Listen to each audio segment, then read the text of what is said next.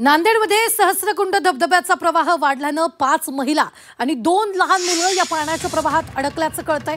पैनगंगा नदीचं पाणी कमी झाल्यानं धबधब्यावरील खडकावरून जात असताना अचानक पाण्याचा प्रवाह आला आणि यात काही जण अडकले। एकमेकांना घट्ट धरून एका खडकावर हे सर्वजण थांबले असून त्यांना बाहेर काढण्यासाठी शर्थीचे प्रयत्न सुरू आहेत। या संदर्भात ताजे अपडेट देत आहेत आपले प्रतिनिधी सतीश मोहिते।